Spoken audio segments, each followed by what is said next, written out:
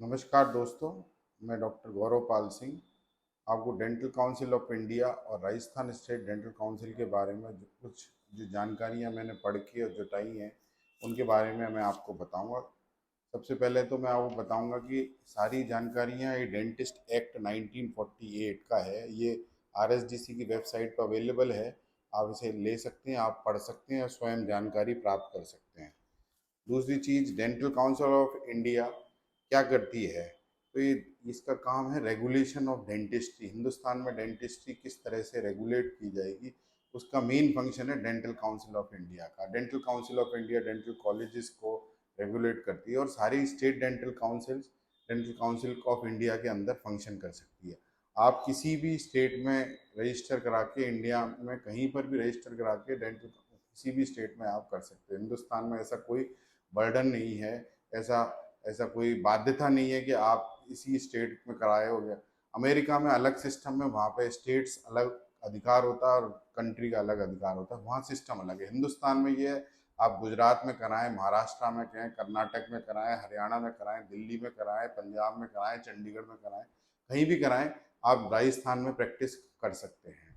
दूसरी अहम बात जो है, राजस्थान स्टेट डेंटल काउंसिल पहले मौजूद नहीं थी। हमारे सीनियर्स टीचर्स ने मिलकर काफ़ी मेहनत से इस काउंसिल को बनाया और ये इस्टेब्लिश 1948 डेंटिस्ट एक्ट, जो मैंने शुरू में ही अपने वीडियो में बताया था, उसके बाद ही इसका इस्टेब्लिशमेंट हुआ 10 नवंबर 2010 को। ये क्या करती है dental council? State dental council सारे आपके BDS, MDS, dental hygienist, part A जिन्हें हम बोलते हैं और एक पार्ट बी जिनको हम बोलते हैं, हिंदुस्तान की आज़ादी से पहले जो लोग विदेशों से डिग्री करके आए या कुछ लोग रजिस्टर्ड डेंटल थे जिनको उन्होंने डेंटिस्ट्री की पढ़ाई नहीं करी थी पर उनका अनुभव था, तो उनको पार्ट बी में लिया गया। आरडीएस बोलने लगे उनको, रजिस्टर्ड डेंटल सर्जन। और डेंटिस्ट्री जिन्होंने ग्रेजुएशन की उनको बोलने लगे बैचलर ऑफ डेंटल सर्जरी। उससे पहले इसको बोला जाता लाइसेंस डेंटल एग्ज़ाम। तो कुछ लोग लाहौर से पढ़े थे, कुछ लोग कैलकटा से पढ़े थे। अलग अलग लाहौर और कैलकटा बिफोर इंडिपेंडेंस बड़े सेंटर्स थे। इवन और विदेशों से भी लोग डिग्री करके आए और उन्होंने जाके हिंदुस्तान में डेंटिस्ट्री की प्रैक्टिस करी। अब डेंटल काउंसिल ऑफ इंडिया के अधिकार और ये इनके बारे में मैं और बताऊंगा। इस वीडियो में मैं ये बता रहा हूँ कि डेंटल काउंसिल का जो रिन्यूअल है, आपको 1 अप्रैल, किसी भी साल के 1 अप्रैल से पहले करा लेना चाहिए। ये डेंटिस्ट एक्ट 1948 में ये मेंशन्ड है, ठीक है। और डेंटल काउंसिल के इलेक्शन का तरीका ये होता है कि सारे डेंटल कॉलेजेस जितने भी प्रदेश में हैं, राजस्थान प्रदेश में जितने भी डेंटल कॉलेज हैं, गवर्नमेंट कॉलेज के अलावा प्राइवेट कॉलेज जितने भी हैं, उन सबके प्रिंसिपल उसके मेंबर होते हैं। आपके 3 मेंबर स्टेट गवर्नमेंट नॉमिनेट करती है, जो प्रत्येक 5 वर्ष में बदला जा सकता है। एक रजिस्ट्रार होता है जो सारे रजिस्टर मेंटेन करता है, उन रजिस्ट्रार साहब को सरकार नॉमिनेट करती है।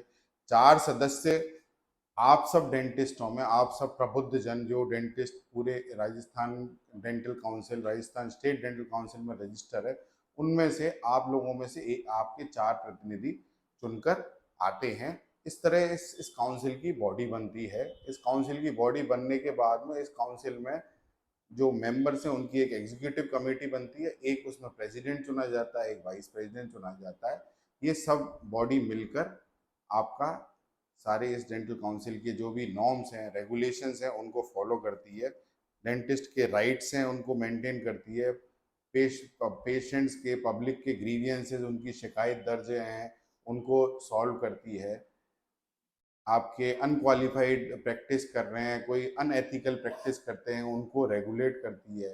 आप डिग्री के अलावा, आप अपनी ग्रेजुएशन के अलावा आप कोई डिग्री का मिसयूज तो नहीं करते, किसी तरह की डिग्री, बिना अनऑथराइज डिग्री को आप यूज़ करके लोगों को भ्रमित या भ्रामक प्रचार तो नहीं कर रहे हैं।